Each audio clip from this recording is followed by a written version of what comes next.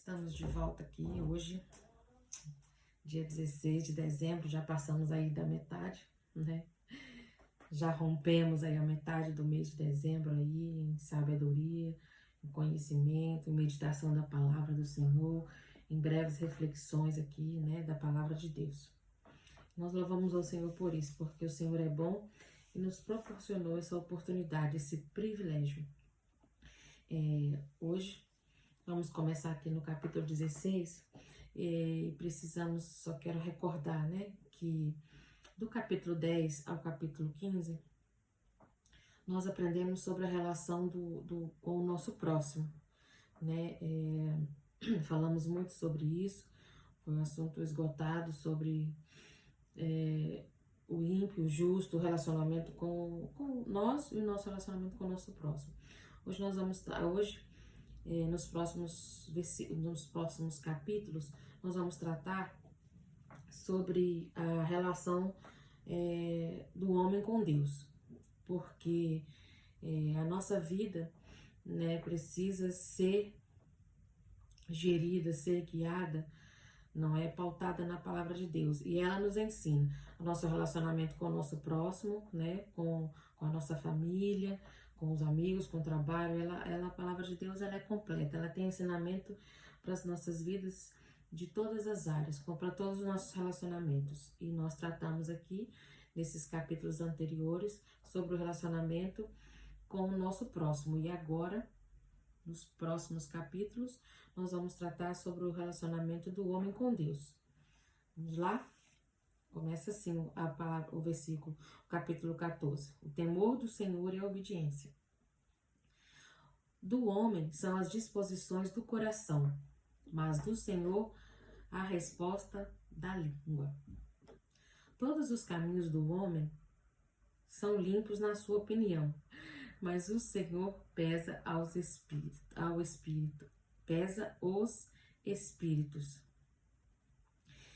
Nós temos que ter cuidado, como eu disse que ontem, no dia 15, que nós temos que ter cuidado para não podemos viver uma vida independente de Deus, fora, alheia de Deus e da vontade de Deus.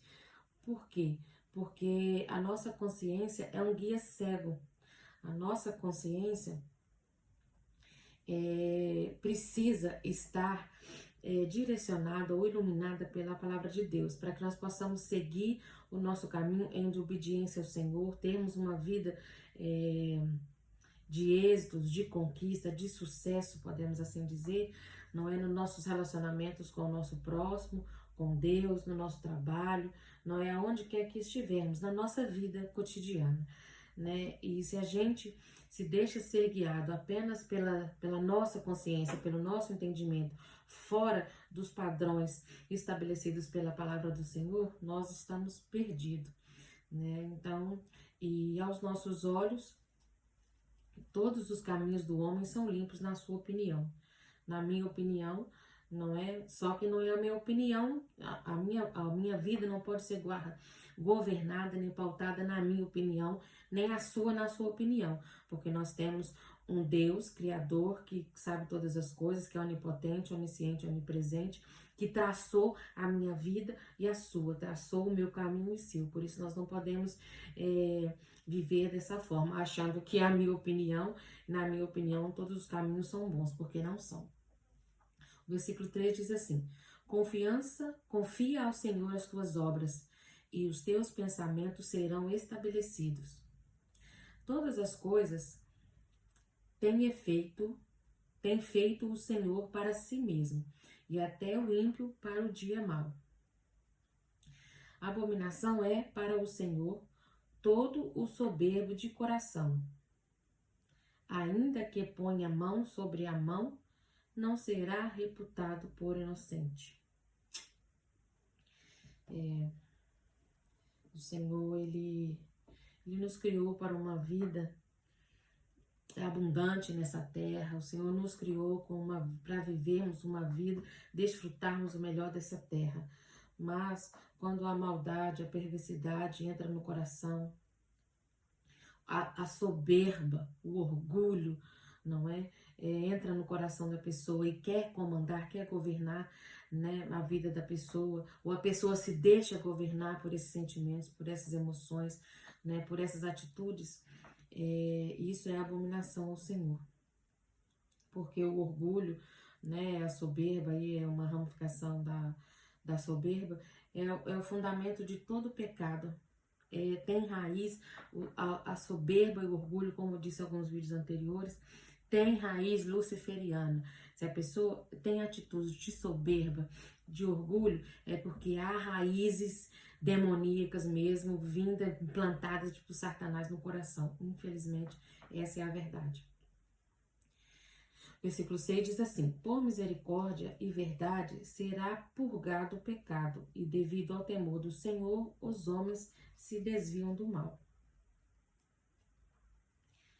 Esse purgado aqui quer dizer que vai ser expiado, né? Vai ser coberto, não vai ser coberto de escondido, vai ser tratado, vai ser resolvido, não é? Vai ter perdão.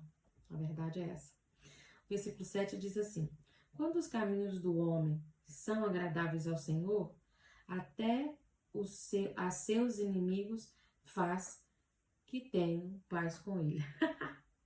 Adoro esses versículos assim maravilhosos que trata claramente, que traz tipo assim uma luz para nossa mente, nos faz entender quem somos, não é? E quem o Senhor é, quem somos e até o nosso inimigo, não é?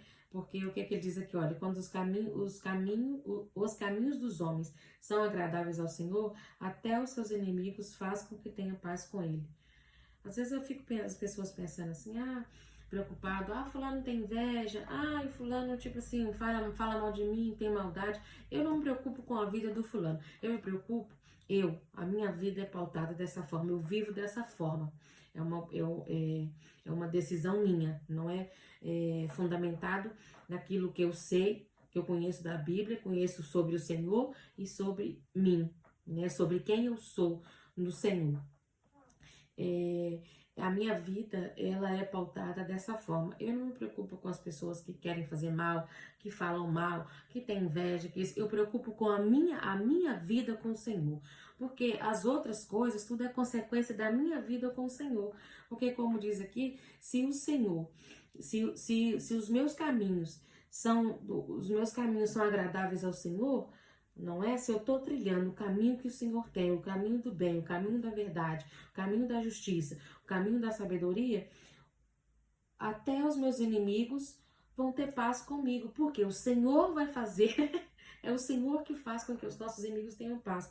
Ou seja, o Senhor nos dá proteção e faz com que os nossos inimigos nem nos vejam, nem percam o tempo dele lutando contra nós, porque eles vão perder. Porque se o meu caminho é agradável ao Senhor, é o Senhor que faz por mim, é o Senhor que trabalha por mim. Eu priorizo a minha vida com o Senhor, porque eu vou dar conta dos meus atos, das minhas atitudes com o Senhor, não das atitudes dos outros comigo ou com o Senhor. Então, se eu vou dar conta da minha vida com o Senhor, é com isso que eu tenho que me preocupar. Eu tenho que gastar a minha força, eu tenho que focar nisso, tenho que gastar a minha energia nisso, na minha vida, na minha caminhada com o Senhor. Porque o resto, tudo é consequência, principalmente as coisas boas. E uma das coisas boas é o Senhor nos livrar do nosso inimigo, é o Senhor fazer com que os inimigos não nos enxerguem. Na verdade é essa. E tenham paz conosco. É assim que eu creio, é assim que a palavra diz, é assim que a palavra ensina. Por isso que nós devemos buscar, ler, meditar, viver a palavra do Senhor. Vamos lá, o versículo 8 diz assim: melhor é o pouco com justiça do que a multidão de frutos sem direito. O coração do homem, esse versículo 9 é maravilhoso, olha aqui. O coração do homem planeja os seus caminhos, mas o Senhor é quem dirige os seus passos. Eu para mim, penso que é um privilégio ter o Senhor dirigindo os meus passos. Há pessoas que podem pensar assim, mas quem é Deus? Não é? Eu sou dono da minha vida, eu sou dono do meu nariz, eu sou independente, eu sou maior de idade, sou vacinado, né? Às vezes as pessoas até falam isso, não é Deus que manda na minha vida. Eu, para mim, me sinto privilegiado o Senhor dirigir os meus caminhos. Por quê? Imagina o Senhor dirigindo os meus caminhos e Ele vai me levar por caminhos que, ó, quando determina, eu vou suportar as situações, caminhos que mesmo quando houver, né, dores, tristezas, Ele vai estar comigo. Agora, se eu mesmo quiser dirigir o meu caminho, eu não sei, sabe o que acontece? O Senhor é onipotente, onisciente, onipresente. Ele vê lá na frente, Ele vê o futuro, Ele tem uma visão ilimitada porque Ele vê do alto. Mas a gente, nós, seres humanos que temos a nossa visão limitada, a gente enxerga muito pouco. Então imagina se eu, da minha própria vontade, decidir seguir esse caminho, eu não sei o que está lá na frente, porque a minha visão é limitada, eu não conheço amanhã, não sei o que vai se passar amanhã ou depois, não é? Eu vejo como um privilégio ter a vida dirigida pelo Senhor.